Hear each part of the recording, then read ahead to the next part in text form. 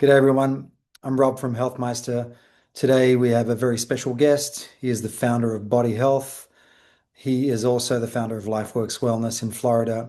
He has a tremendous resume as a doctor and as an athlete. Give it up for Dr. David Minkoff.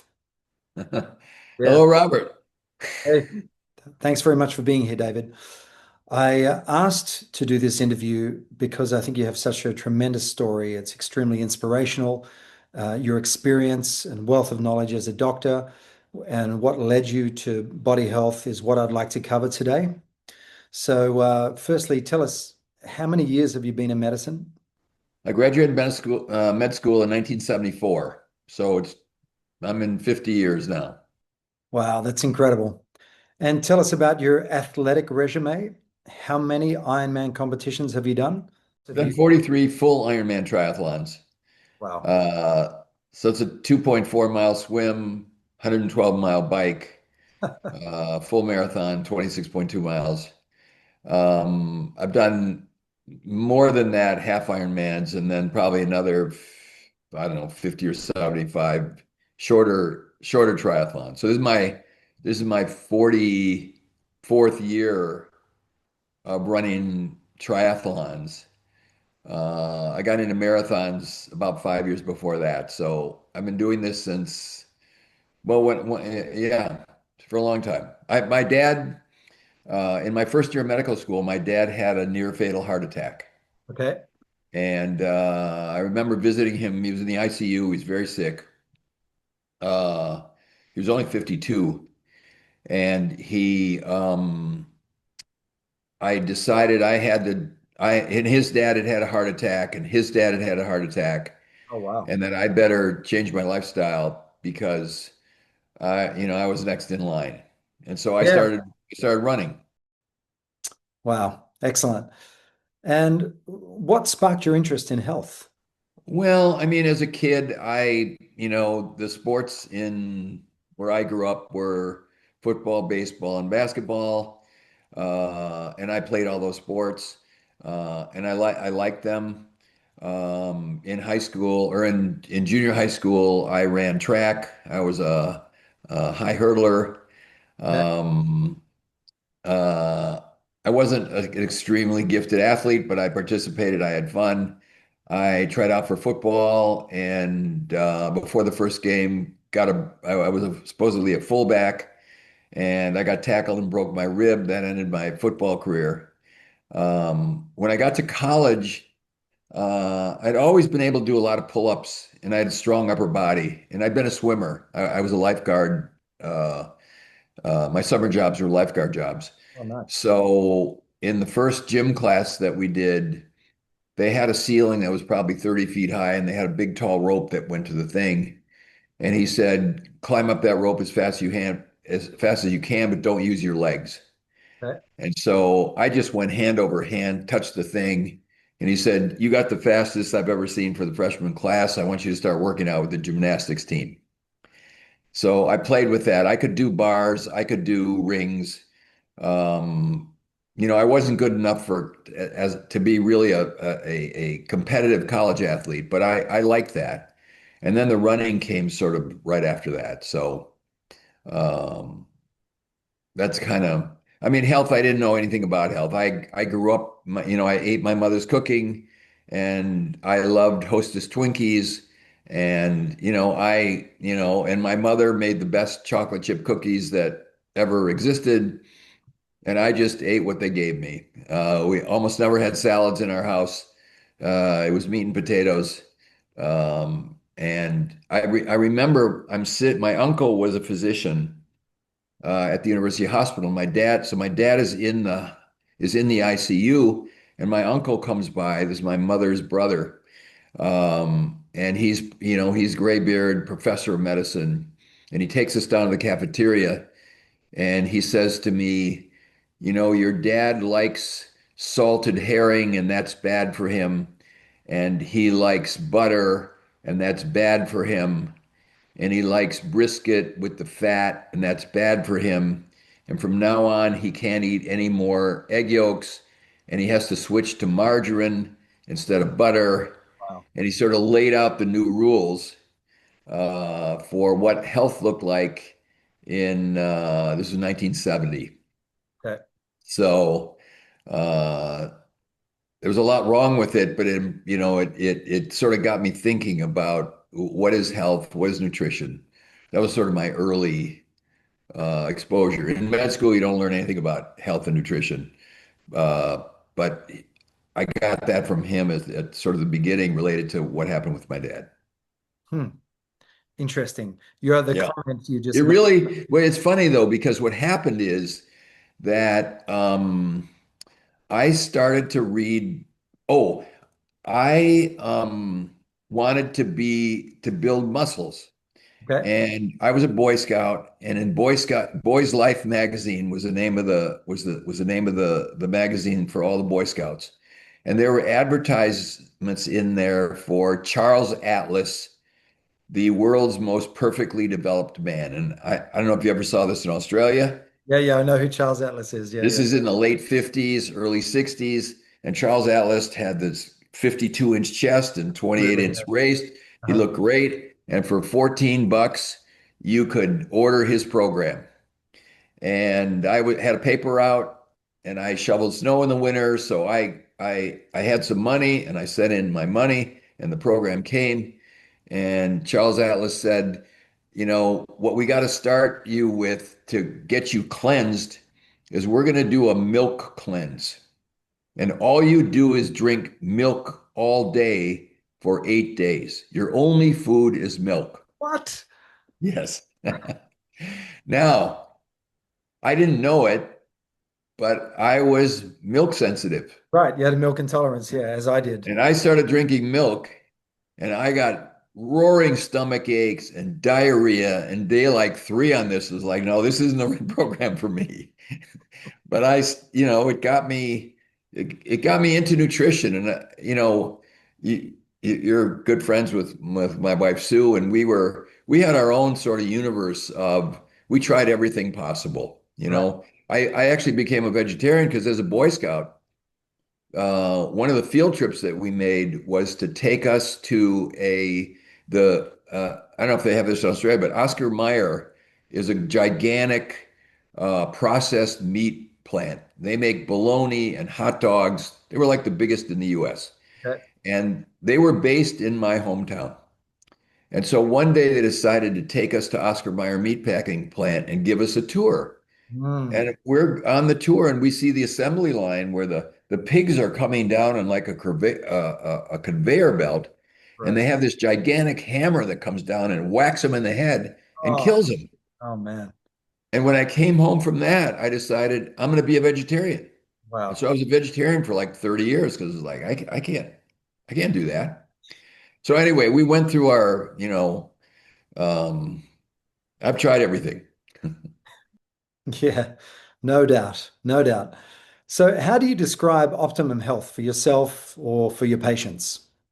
So, in the United States, I don't know if it's this bad in Australia, but about 74% of the population has a chronic illness. Wha- That's outrageous. 90% of men aged 18 to 20 cannot pass a physical to get into the Army, Navy, Air Force, or Coast Guard Wow. because they're obese Yep. and they're pre-diabetic and they're not fit. Now this is a catastrophe for the society Yeah. because in the US Medicare, which is the government funded insurance, it's like $1.5 trillion every year. Mm.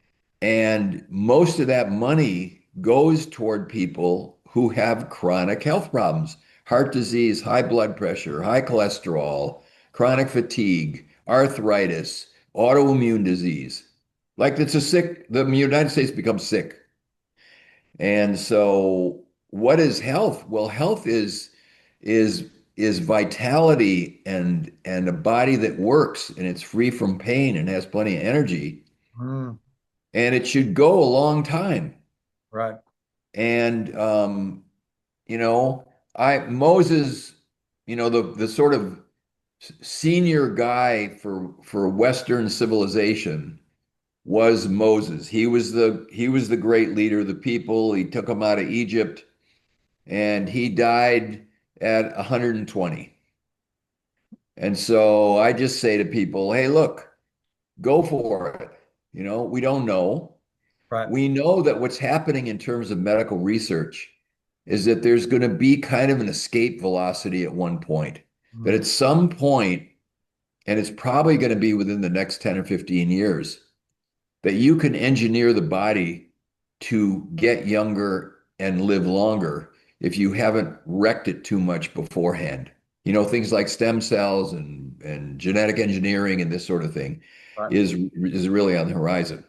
But if you're 50 and you can't walk around the block, or you're on half a dozen pharmaceutical medicines, um, it's a sad thing, because my whole practice is people who have chronic illness. They have cancer and Lyme disease and chronic fatigue and autoimmune disease.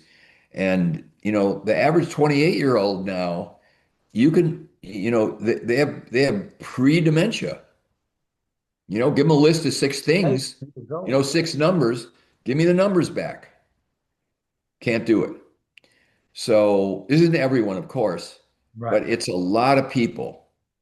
And so, because of the way the food supply is and the habits are, and the way people are sort of being sort of coached into what they should be doing, and the stress levels, Mm, we're just trying to get people to say, or I'm trying to be an example for people.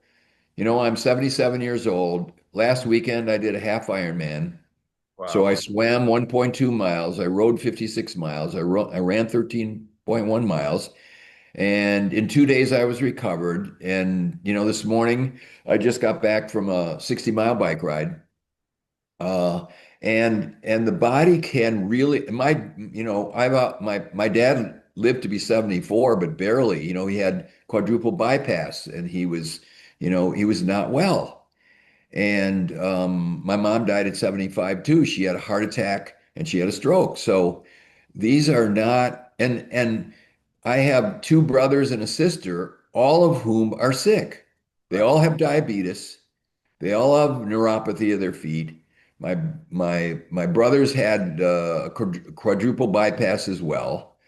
Um, that like my other brother just got out of the hospital because he's got diabetes and infections in his feet. Like, this is not normal. And the only difference between me and them is I just live differently. Right. I just tried to figure out what would work for my body, and then explored the area. And I'm in the area, so I have access to all the stuff, Yeah. Yeah. and I'm inquisitive. And like, how can I make this thing run for a long time? Because I don't want to be a statistic. Yep.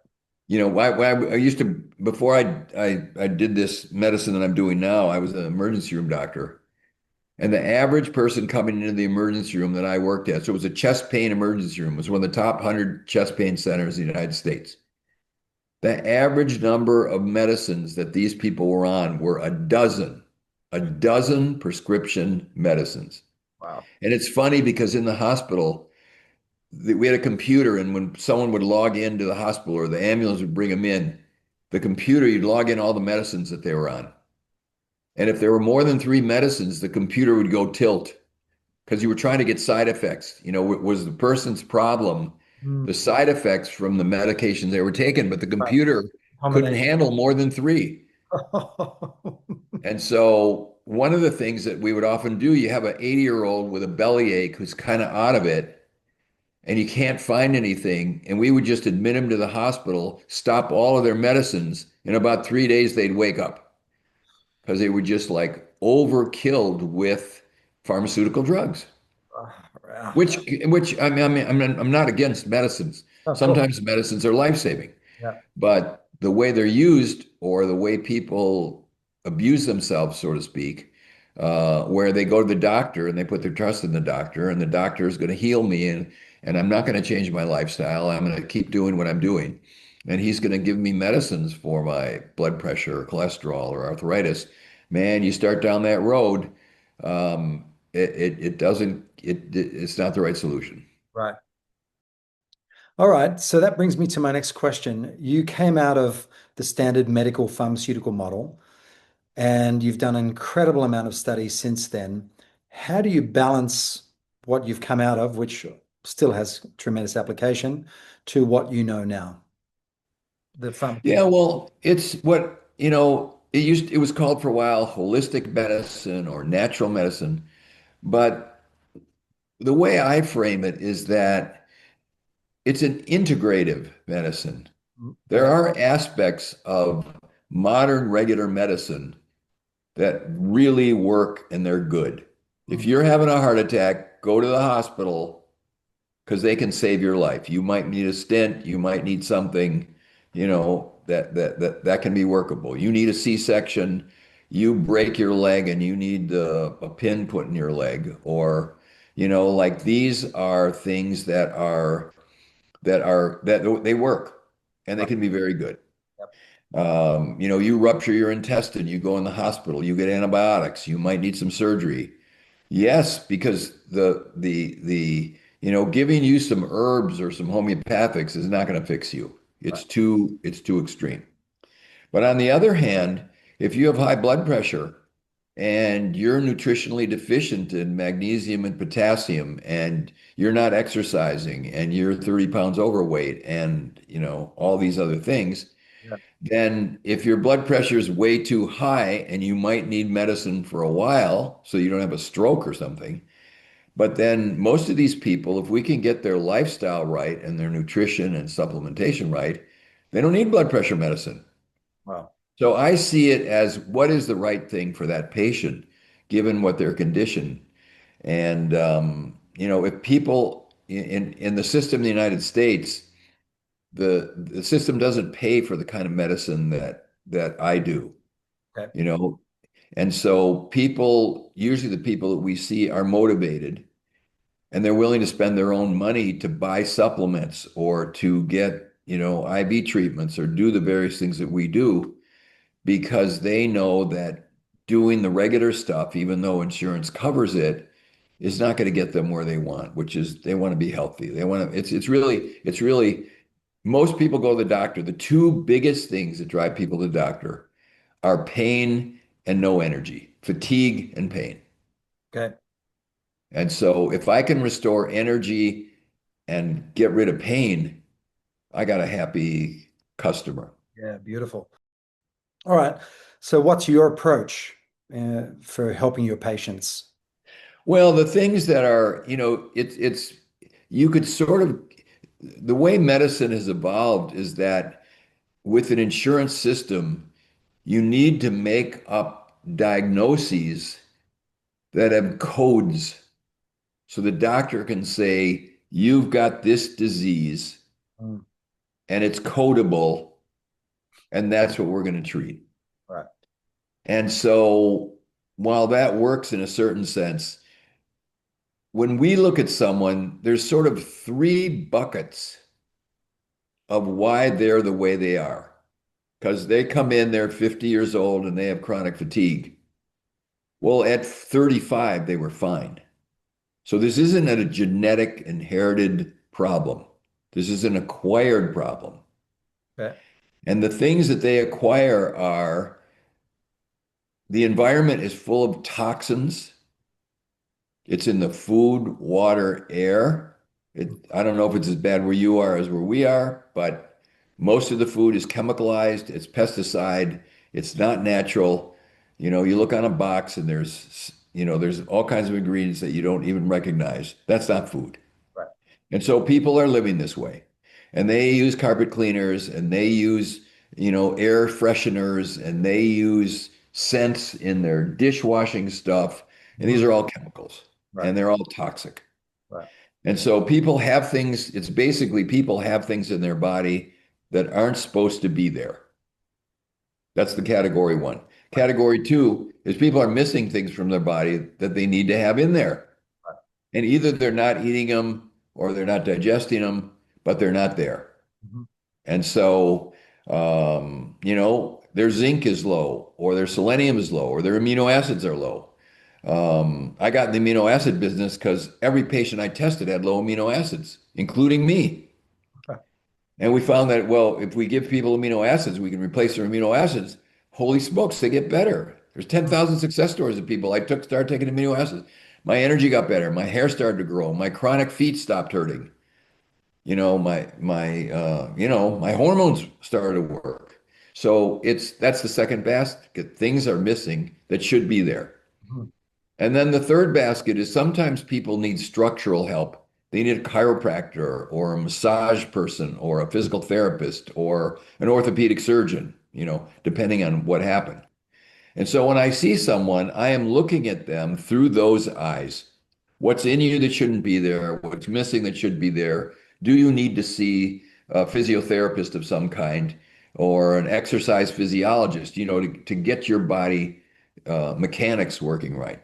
right. And then we have a very detailed type, both laboratory and physical exam testing, where I can say, yeah, you got parasites in your gut and you're missing these two nutrients, and your chronic fatigue virus is on, and looks like a tick bit you and you've got Lyme disease. Mm, And then our approach is get the bad stuff out, put the good stuff in, see the chiropractor, and then sometimes it's oral supplements, sometimes it's IV treatment, sometimes it's hyperbaric oxygen, sometimes it's ozone, and people get better. And even the really bad ones get better because the end of the line for most people is either a very devastating neurologic disease. They've got multiple sclerosis and they're in a wheelchair and they can't move anything. horrible. Even that, 2 weeks ago, I had a patient. So he was diagnosed with multiple sclerosis 30 years ago. And when he was diagnosed, it also affected the nerves in his eye, and he Okay. became colorblind. Okay. So he comes to me 30 years later. He's in a wheelchair. He's like this. He can't move anything. And in 7 weeks of the treatment that we gave him, he comes into my office and he said, and it's a picture like the one that's behind me now. It had red in it. Now, when you're colorblind, you see brown and gray. You don't see red or green or blue. Okay. He says, yesterday, my color vision turned back on. This guy's 65 years old. He's been in Wow. a wheelchair and colorblind for 30 years. So we have been able to stretch the ability of the body when you clean it out and you give it back what it has to have to actually heal, even 30 years later, where every neurologist told him he'd never see color again, he'd never move again. He had to go home for a month in between the treatments. And he sent me a note a week later that said he's got function back in one hand and now he can operate a wheelchair and actually get around himself. Wow. His brain nervous system is Uh, healing. And if I told this story and there was a neurologist sitting here with me, they just would not believe it. But it's actually true. And we even see it with advanced cancer cases. Like these cases, they're a wreck, but if you do it the right way and the treatment's not too toxic, mm, their cancer starts to regress and go away and their body comes back. So, there are extremes where, look, you actually have fallen off the cliff and it's too late. But for a lot of people, it's not too late. mm, And if they can kind of mentally and spiritually get behind, this can be done, then they work with you and they do it. And it's why I'm still working. It's too much fun to quit. Like every day, I can't believe the things that I'm seeing and the effects that we're creating. And people come in and they say, "You've changed my life. You've given me my life back. I can leave my house. I have energy. I can play pickleball." And it's just extraordinary. I mean, my gratitude to be able to do this and work like this It's just I haven't found anything that's actually more fun. I love triathlons, but I don't want to make a career out of it. All right. So, how much has it changed for you over the last 50 years? Certainly, it seems like there's a lot more tests available today. So, yeah, tell me your viewpoint on that. Well, what's fun about it and what's exciting about it is it's changing every day. It's Right. changing every day. Right. I study a lot. I work probably 40 to 50 hours a week in the clinic, Okay. and on weekends I read, I study, I talk to people. I'm looking for the innovations that are occurring, and they're coming at a level that's just like like amazing. And so I like medical stuff, and I have 40,000 square feet of clinic space where I've got about every tool you can have. There were baths in Hungary. Well, and I used to have to send people for these oxygen baths in Hungary. Yep. So hell, let's just get them here. So I've got 5 baths in my clinic, and there's 5 more coming.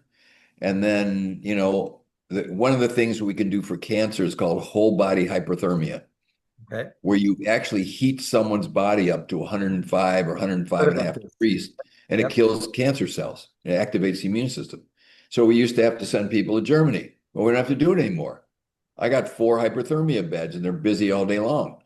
So, I've just, we have our failures. Like, what do I need? What could have salvaged this man or woman?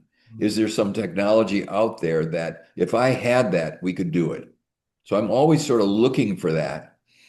And then it makes it fun because I learn, and, we have new things to add, and our results, keep inching up. That's amazing. All right. So tell me, how do you address the mindset of your patients?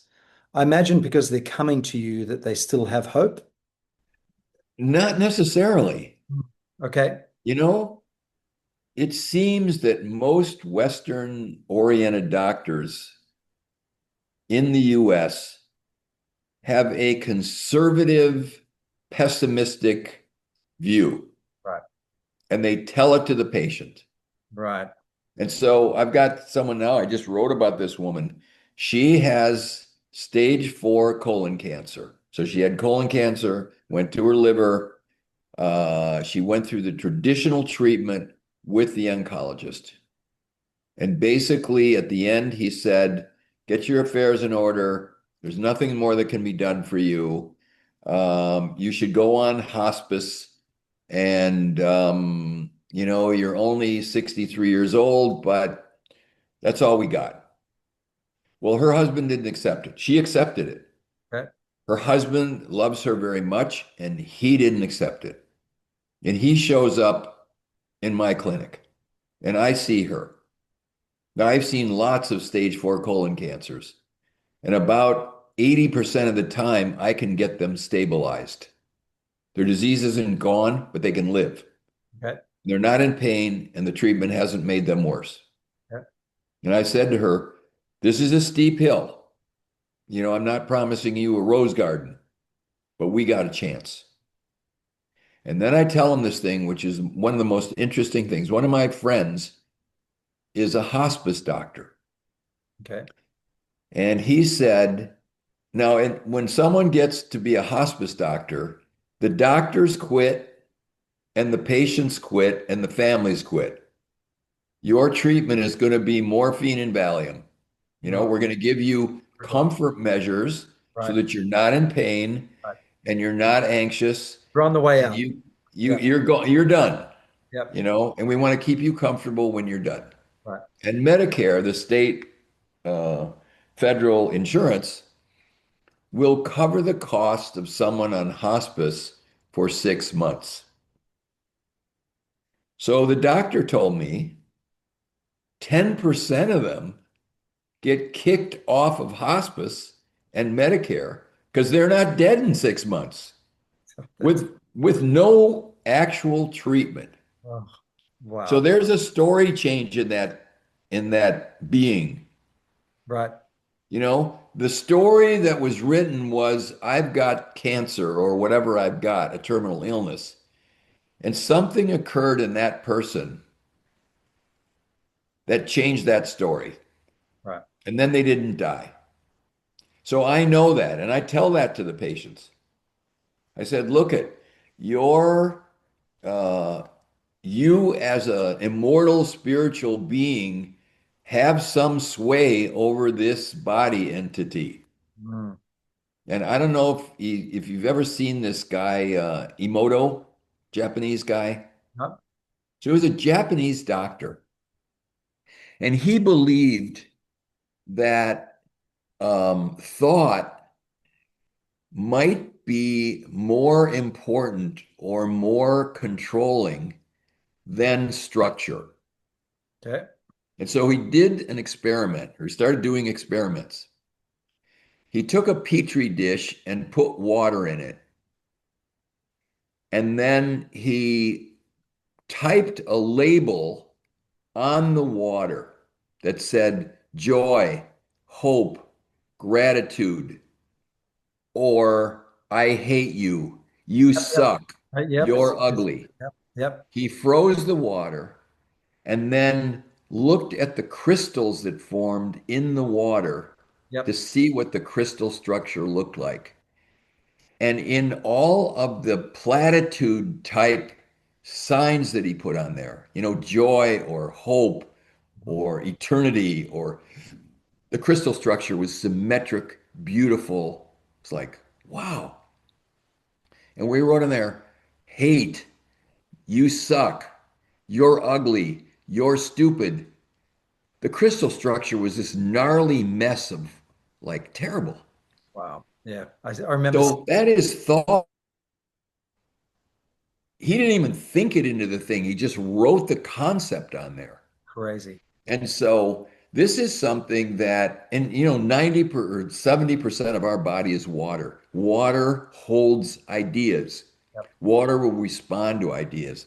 And so I tell people this, look, you surround yourself with things that are uplifting. Watch funny movies, Mm. figure out like how can you get life, imbued back into these cells, we can get somewhere.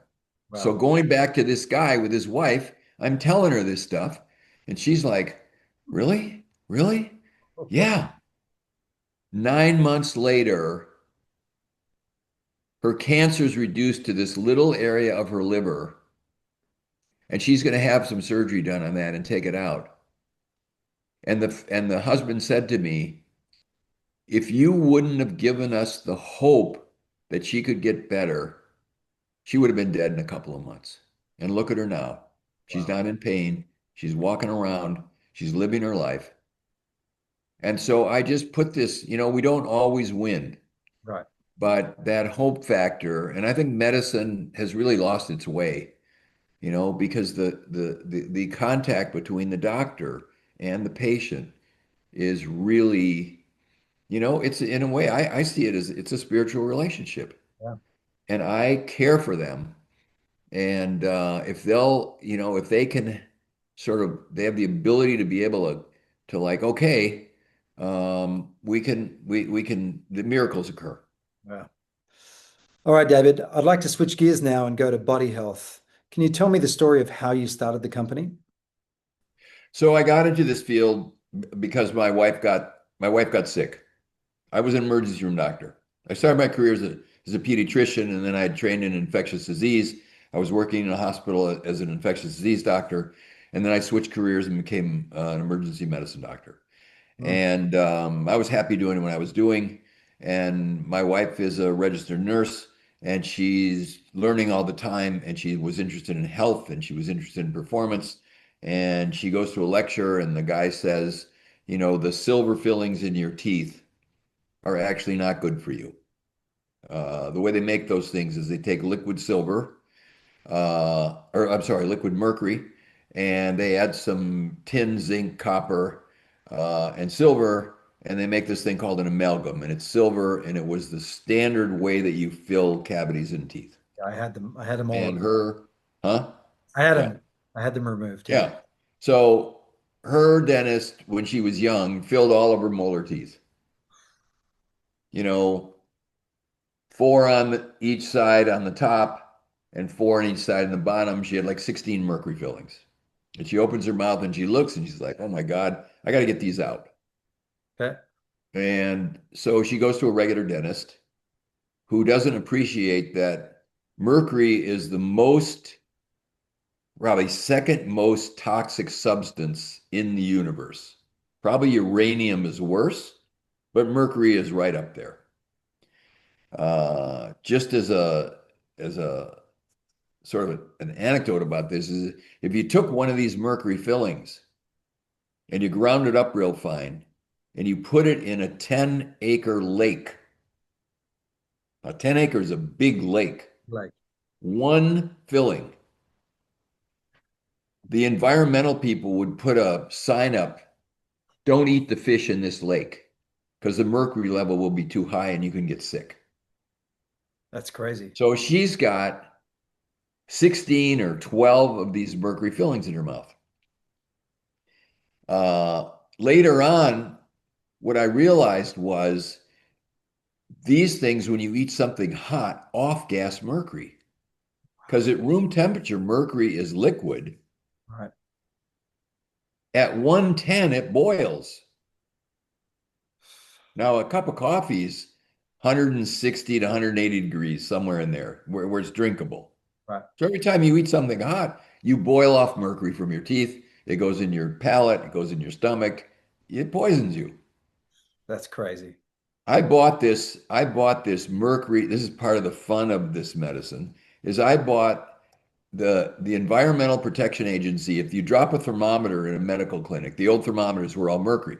Yep. If you drop the thermometer in the medical clinic and now there's mercury there, you got to call the hazardous waste material guys. Everybody has to evacuate the building and they have to come in there and clean it up. And when they're done cleaning it up, they have a thing which is a mercury vapor meter. Okay. And they will go around seeing what the concentration of the mercury vapor is in the room. And it had to be below like 10 parts per million of mercury before they'd allow anyone back into that office space. So I bought this mercury vapor meter and I got people opening their mouth and I just stick the vapor meter in there and I say, just hold your breath for a second. Let me measure the mercury vapor level coming off your teeth. And it'd be 100, 200, 300 constant mercury going into that person's brain, That's head, kidneys. psycho. What? Terrible. No. We used to go, so our first product, I'm going to get back to this, but our first product from Bodyhealth when we started Okay. was a product that detoxed mercury. Okay. I met a mad scientist who was at Harvard, and he was able to do a very unique formula that would detox mercury. Okay. And we used to go to trade shows with our mercury vapor meter. And the people would come around and would say, open your mouth. Oh, yeah. Oh, you're 300. You better get some of this product because it'll get the mercury out. Go to the dentist, get it taken out. Right. Anyway, so my wife goes to a dentist who doesn't remove it safely. It has to be done very carefully because you put a high-speed drill on there and it goes all over the place. Right. So there are dentists trained and certified to do this. They put this thing called it's a rubber dam in the mouth. They protect you Mhm. so that, and special high-speed suction so that the mercury doesn't go all over the person. But when she went and did it, she didn't have that kind of dentist. Right. And 3 months later, she starts feeling bad. Her thyroid gets inflamed, her liver gets inflamed. And I'm in the emergency room. I know all the good doctors in the hospital. I start sending her to the liver specialist and the thyroid specialist. I don't know, it's some kind of autoimmune thing. I'm not thinking about these teeth thing at all. I have no idea. And then one day she wakes up and she says, I can't lift up my arm. My wife is very fit. She's a champion triathlete. Her age group, she usually wins her age group. Yeah. So she's very fit. And she said, I can't lift up my arm. And then I do some testing on her and her leg's also weak. So I take her to the neurologist. Neurologist says, oh, autoimmune condition. She probably got early MS. multiple sclerosis. And what we need to do is we need to put her on these very high toxic drugs, steroids and this other stuff called interferon, and people just get sick with it. So that starts to bother me.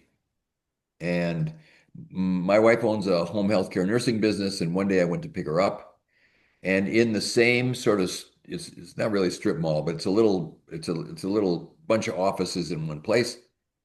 And next door, a guy moved in next to her home health clinic, uh, was a dentist. And on the dentist marquee, it said natural dentistry. And I went to pick her up and I saw natural dentistry, and then I see him coming out of his office. And I got out of the car and I said, "Hey, I want to introduce myself. I'm Dr. Minkoff, natural dentistry. What's that? I'd never seen that before." Right. He says, "Well, I'm a dentist. I'm a regular trained dentist. But what natural dentistry means is we believe that the mouth is actually part of the body, and we don't do things in the mouth that you'd never put in the body." He says, for example, like if you put mercury in a filling, well, you would never put mercury in a wound. They've banned all we used to give this stuff called merthiolate. Yeah. It was a mercury-based antiseptic. They banned all that stuff. They used to have mercury in contact lens solution. They banned it because it's too toxic. Right. So he said, "Well, why would you put it in the teeth where it can aerosolize?" And so he said, "That's the idea of natural dentistry." And then the lights go on, and I'm like, wow, my wife had all her fillings taken out by this guy down the street who didn't do any protection. And now she's got what looked like a bunch of autoimmune conditions. And he said, "There's no doubt she's mercury toxic, but there's nobody in this town that's going to help you. There's a guy in Seattle. He's figured this out. He has training courses for doctors. You should go there." Mhm. And I go there and I learn all his stuff, and I come back and I do it on her, and she gets better. And the product that got her better was this product that we call now metal free. Because Okay. I met this guy and he says, "You can detox mercury with this stuff and give this to her and it'll work." And it detoxed her mercury and she got completely better. And that's 25 years ago. Extraordinary. And so it was a way, and it didn't exist anyplace else. We were the first ones to actually put a label on it. And then I started meeting other doctors, going to meetings who were doing this stuff that I had started to do. And actually, our friends, I had no idea of getting into practice, but our friends saw her and they started to call me and say, "I got chronic migraine headaches. I've got ulcerative colitis. I got rheumatoid arthritis. I saw what you did with your wife. Can you help me?" And then I just started to sort of dabble. She had an extra room in her home healthcare nursing where I could just go there on Tuesday afternoons and say, "Come on in, we'll just play." Because I wasn't thinking of this as a business. Right. And the thing just went crazy. Within 3 months, we'd renovated 3,000 square feet and set up a clinic. And then this was more fun than the emergency room. And I just started doing this. And then, and it's grown to what it is. So What that's how I got into it. so what year did you start LifeWorks? 1997, And what year did you start Body Health? 2000. 2000. And the other thing with body health that really happened. So I'm doing Ironman triathlons. Okay. And we had a couple products. We had metal free, and then the guy I learned the metal detoxification from uh, had you had to take like 16 different products in order to make the thing work. And I thought, God, maybe I could come up with something that was a little more simple than that. And I came up with the Body Health Complete.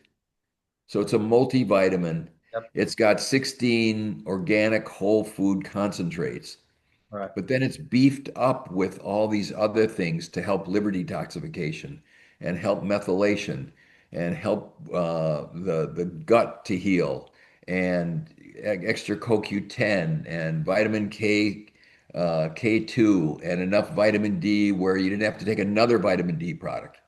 Yeah. And where you'd have to spend $300-400 on all these other products, and for 2 tablets twice a day for, I don't know, $59 or $60, you could get everything you needed.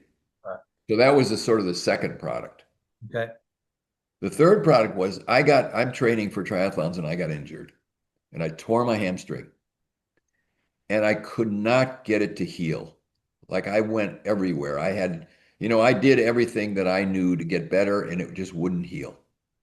And one day I did a test where I looked at the level of amino acids in my blood and they were pitifully low. And I thought maybe the food I'm eating and with my digestion, I wasn't getting the amino acids I need because amino acids are what proteins are made out of. That my muscle wouldn't heal because my muscle couldn't get the nutrients it needed to make new muscle.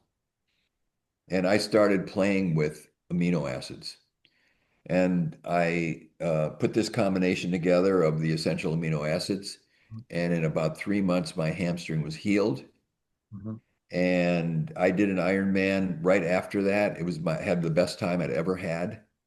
My leg was completely good, and I had a lot of other sort of body changes, like my I actually gained about 8 or 9 pounds of lean body weight with no change except adding the supplement of amino acids. And I didn't really look differently, Right. but my bones filled in and my organ tissue filled in Right. and my heart rate my heart rate could beat 12 beats faster than it had ever beaten before, Yeah. um, because my body performance just went up. That's extraordinary. And so what happened with that is I wrote an article. There's a magazine that triathletes read called Triathlete Magazine. And I wrote an article in Triathlete Magazine. Now, this is like early 2000s. This is before there was really an internet or any of you couldn't expose people to something like you can now. Right. I write it in Triathlete Magazine. I get 3,000 letters back from athletes who read it of where can I get this stuff? I need this. And so we added Perfect Amino to the Body Health line. And it's been just, it's an international blockbuster product. And I It's a mean, thousands and thousands and thousands of testimonials on how people added it because they were protein malnourished, just like I was. right. And we find virtually everybody we test, because I do this amino acid test now on every patient, Mhm.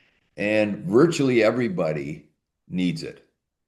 One of the problems in modern society is everybody's intestine is messed up, Right. and too many people are taking drugs to block stomach acid, Yeah. and they don't digest the protein. So you could be eating carnivore diet and getting a gob of protein. But I have a bunch of people that see me who are on a carnivore diet. They need amino acid supplementation because they are not getting the amino acids from their food in the quantity that they really need to sort of again optimize. Because proteins, there's about 300,000 proteins in the body. Mhm. It's your hair, it's your nails, it's all your immune system, Yep. it's your organ structure tissue, it's your bones. And so it's many of your hormones, growth hormone, thyroid hormone. These are all made out of amino acids. And if your levels are low, your body is going to compromise somewhere Mm. and not sort of keep everything at optimum. And then you're going to notice it. And all you have to do is replace it. Take 10 tablets, 2 scoops every day. I take 2 scoops, 10 grams. I take it 3 times a day, Okay. because I'm busy, I'm training. I Right. don't want to ever have a deficiency of this. And so about every 6 months, I run my panels. Amino acid levels are all in the nice high end. That's where you want them. Wow. And hormone levels are good. Like my testosterone's high 800s. There's very few guys at 77 that aren't taking testosterone Right. because their body can't do it. The enzymes to make it can't do it. And so I think that if this is just part of it, but if you optimize these things, you can keep healthy young performance at old age. Hmm. Interesting. What's an optimum testosterone level for a 30 to 40-year-old? I want everybody at least above 500. Okay. So Now, you're testosterone levels, genetically people are different. right. Shaq O'Neal, the basketball player. Mhm. So I read once that his natural testosterone level was 800. Okay. I mean, sorry, 1800. 1800. Okay. So the guy is a beast, right? He's a beast. He's a physical phenomenon of, years and years of professional basketball and gigantic size. Yeah. And, that's probably the top that I've ever seen of someone naturally because they weren't allowed to take testosterone. Right. But most of the people that we see in the clinic, and these people can be 25 years old, they might be 175, 250. In fact, the LabCorp, the big lab company in the United States, or one of the big lab companies, they've lowered, so they base their testosterone normals on the people that come in. Okay. And they lowered their normals by about 100 points because the average male now is running 100 points lower than their fathers and their grandfathers did. Damn. And rather than say, we got a problem here, Houston, let's just lower the level. And now what happens is the insurance company then says, well, low for your age is 170 and you're 185. We're not going to cover you to give you some extra testosterone Right. because you're in normal. Right. And you give someone who's 175 something to boost their testosterone. Sometimes lifestyle will do it. Get them exercising, lifting heavy weights, doing some sprints, optimizing their nutrition. It could come back up. If it doesn't come back up, we can give them things. There's some herbs and there's some other things that sometimes fenugreek, some other things that sometimes boron that'll naturally raise testosterone. Sometimes they just need testosterone. So we give them testosterone.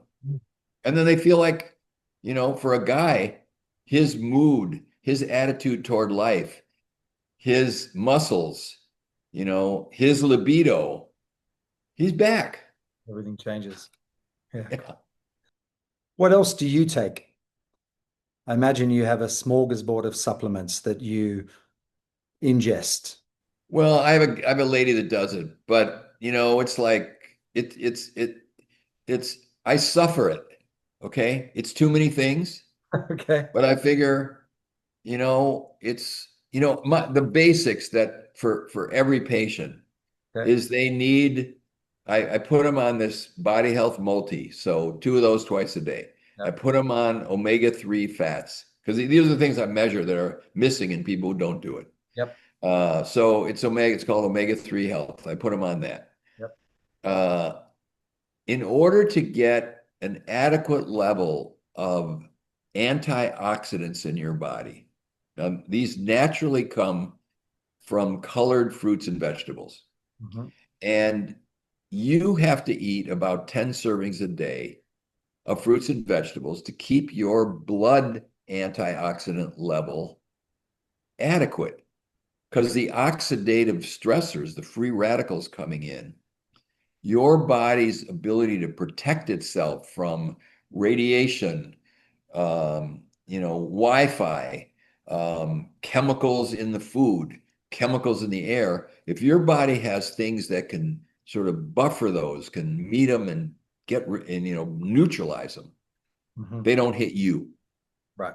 If you don't have it adequate, they'll hit you, and then your tissues get damaged, and then you age too fast.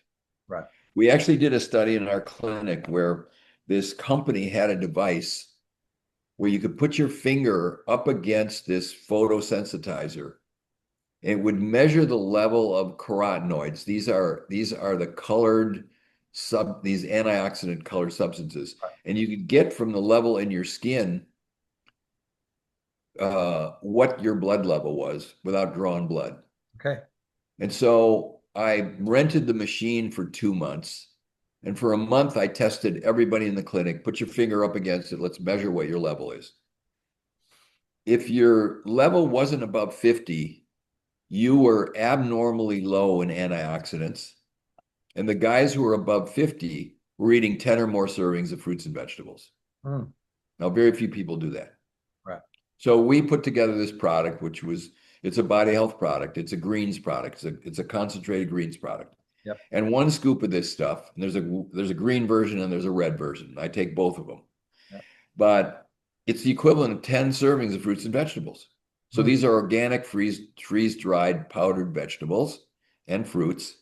All the green ones are in one set, and all the red ones, so you have pomegranate and raspberries and in one thing, and in the green ones are all the algaes and the kales and all that stuff. Right. So we just said, keep doing the diet you're on. You're way below 50. The average on this thing for the people that we saw, probably a couple hundred people, was 18. In the children, it was 12. Wow. Because in school, they had to have two vegetables at the school lunch meals, and those two vegetables are ketchup and French fries for the government to cover it. Okay. You don't see salad bars I mean, this was probably 50, no, this was probably 15 or 18 years ago. I don't know what's happening in schools now, but that's what the standard was. So I said, okay, we're just going to do an experiment. You put one scoop of the greens one day and one scoop of the reds the next day. You can put it in your smoothie, you can put it in your soup, you can put it on your salad, you can do anything you want with it. It tastes good. Mhm. And in a month, I want you to come back and I want to measure your level. And 100% of people were above 50. Wow. So, Very, like, that's stupid, cheap insurance yeah. on your diet. It's Because the incredible. problem with modern foods today is that the nutrient levels are not what they used to be. The Mhm. soil's depleted, and the Mhm. lettuce isn't as good as it used to be, and the spinach isn't as good as it used to be. And this is just insurance. Now, I eat a high, my diet includes a lot of vegetables, but I don't want to take a chance. And so I do that. And I think so people need to do that. So you take your multivitamin, you take your greens and your reds, and you take your fish oil, and then you take your amino acids. And almost everybody we test is deficient in magnesium. We have another product called Body Calm. Put some magnesium in there. Yep. Magnesium has hundreds of different things, from keeping your heart under control to making sure you go to the bathroom every day.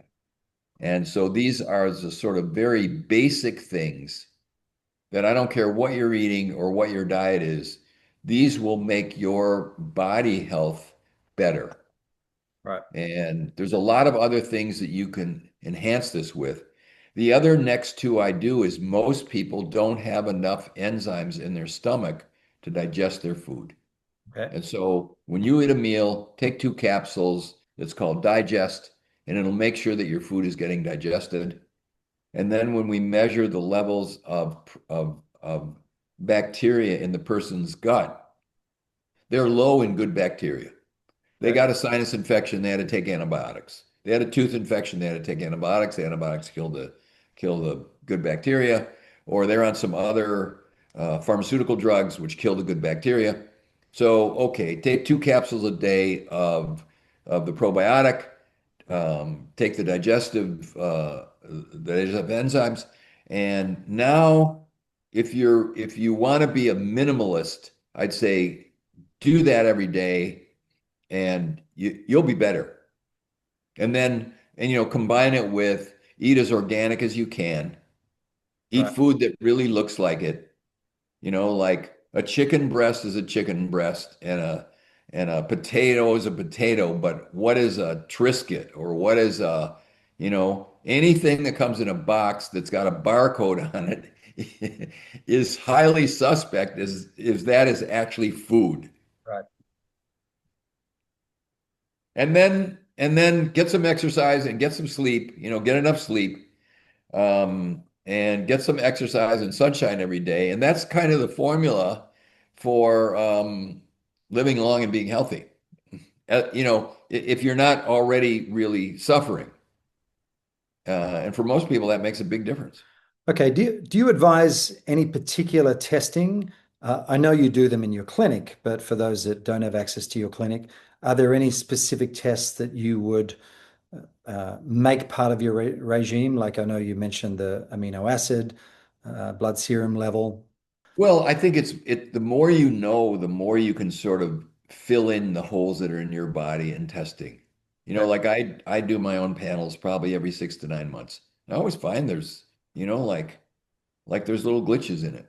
Mm, Um, I noticed my blood sugar was starting to go up. It's like, what the heck? And then on the test, my chromium level was low. I mm, sweat a lot. I do sauna 4 days a week. mhm. I'm in Florida in the summer. Today wasn't that hot, but on an average Saturday morning, if I ride 3 hours, I'm outside, I'm sweating. It's 90 degrees, the humidity's 90 degrees, Right. and you lose stuff, Yeah. and you can't tell. And there is a good amount actually of selenium in our multivitamin, but I was losing it faster than I was getting it in. Mm, And I then so added a supplement with chromium, because insulin doesn't work without chromium, mm. and another mineral called vanadium. And I added the supplement, and then things just like, oh, now we're back in, now it's working again. Now it's normal. So I think if you can work with a healthcare practitioner, and and and I know in Australia there are a lot of doctors that are trained either naturopathically or more holistically. Right. And I think you want to hook up with one of those people because they have access to these labs. They can help you, they can coach you, they can measure these things on you so that you can optimize your own condition. They can measure your hormones, they can measure your amino acid levels, they can do a stool test and do that. And it'll cost you some money, but if you're spending $5 on a coffee every day, and $15 on a six pack couple nights on a weekend, you can afford it. Just like, Yeah, it's priorities, right? And really just changing habits. Or yeah, it's you amazing. gotta wanna, Yeah, you gotta get ruined on it. There's gotta be a ruin. Like I was ruined when I saw my dad in the ICU right, and I saw his EKG and that half his cardiac muscle was killed right. when he got the blood clot in his heart. So for me, that was like, okay, I'm in. And if and now these people are all over the place. So it does. Habits are a funny thing, and and I don't care who you are. It's going to take work. It's hard. You Yeah, know, you're try fasting for a few days just to clean yourself out and see what your mind does about food. it's brutal. Yeah, Like mine goes nuts. Doesn't matter how many times I've done it. yeah.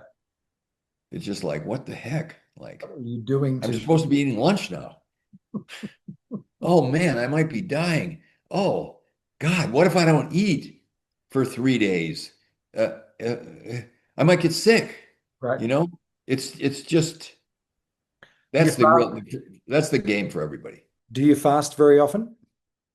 I hate fasting, not too often, Okay.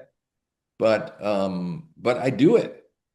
I do it because I do notice that I get a reset. This is interesting. I have a patient now that she's 5'2" and 270 pounds, and she's eating only carnivore once a day, about a pound of meat. She's gaining weight. She's got very high insulin in her blood, which shouldn't be, and she's miserable. And I've tried all this other stuff on her, and she's living with her father. She's helping taking care of her father, and I talked to him on the side, and I said, I want you to watch her really closely. She's got to be cheating somewhere. And he came back to me and said she's not. Wow. So in frustration, I said to her, I want you to go on a 30-day fast. You can have bone broth, water, and perfect amino and minerals. I said, okay. Like she's completely frustrated and ruined. I was feeling the same way.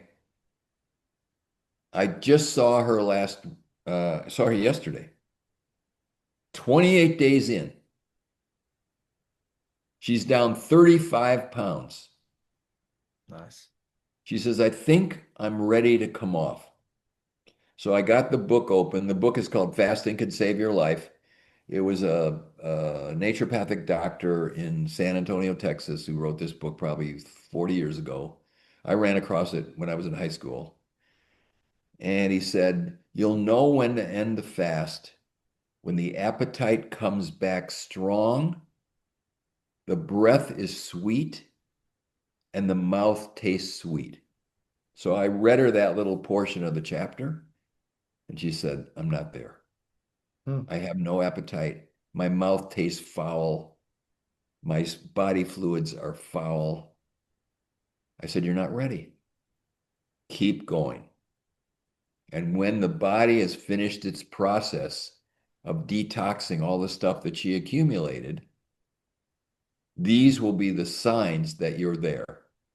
And then here's how you sort of break the fast. And he's got a chapter in there on what you do. Okay. Like she was way off the deep end. Right. Um, Grew up in New York City and didn't have, her habits were terrible, and she was just very toxic. And at age, I don't know, she's probably 48 or 47. Uh, her body, nothing worked. Right. Good food didn't work, and the supplements didn't work. So okay, forget it. Let's just do this.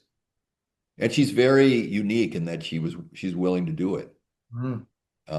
And she's actually kind of elated at what her body looks like and how it feels compared to what she was dragging around before. Wow.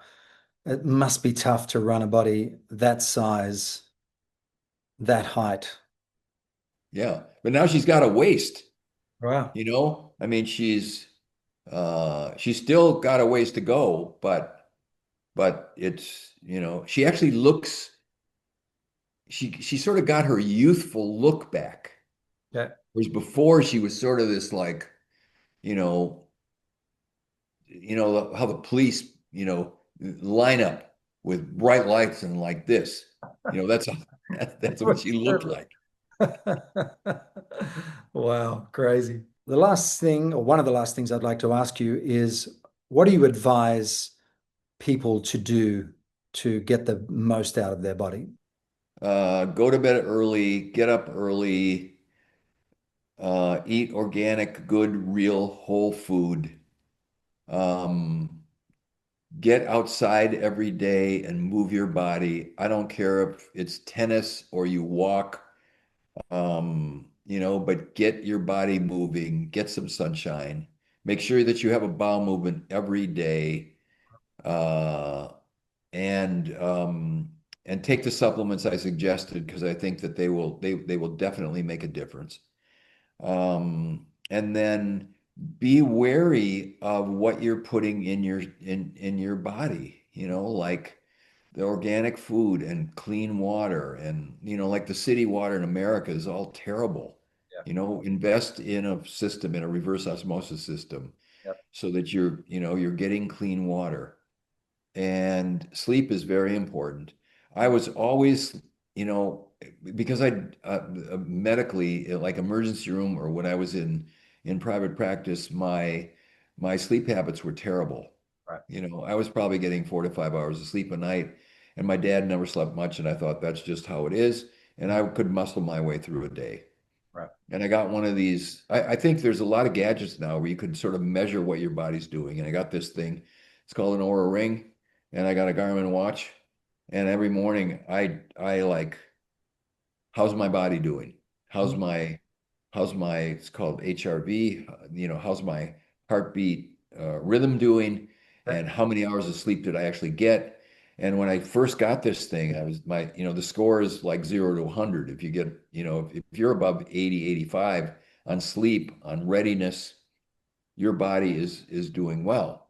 And I was in the 50s. I was like, oh my God, like I wasn't really well enough in sync with my body and what it was feeling and what it was doing. And so I said, okay, I'm gonna go to bed at 9:30 and I'm gonna get up at 4:30. That gives me 7 hours of sleep every day. Right. And I just forced myself to do it. And then my scores now, they run 85, 88, 90. So my body's ready for the next day. I got plenty of restful sleep. And these are things that are trackable. Mm. and they give you some feedback on how are you doing.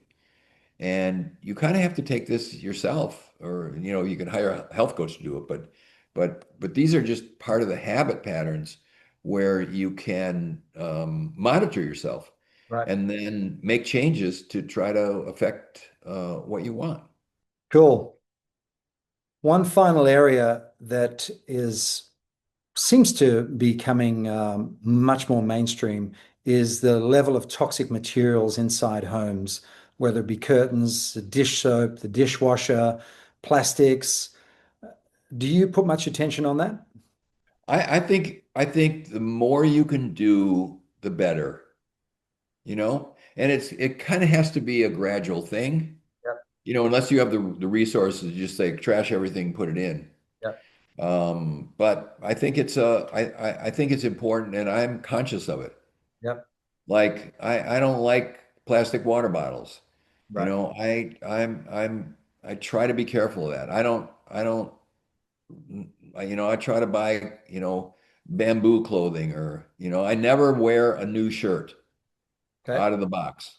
Right. It's going to the laundry because there's flame retardants in there. There's stuff in there. Oh, wow. And it's so I, I'm not perfect, but I'm aware of it. Mm. I don't I'm aware of it. We have a very good air filtration system in our house Hmm. and in our office, uh, because those, I don't let anybody in the clinic with perfume. Right. Wow. It's just like, you can't come in here Wow. because it's toxic. And while you may not know it, the guy sitting next to you is breathing that stuff. Right. And it's poison. Besides, if you come in my room, I'm going to start sneezing and my nose is going to run because I'm sensitive to that stuff. So go wash it off and don't come back with it next time. All right, mate.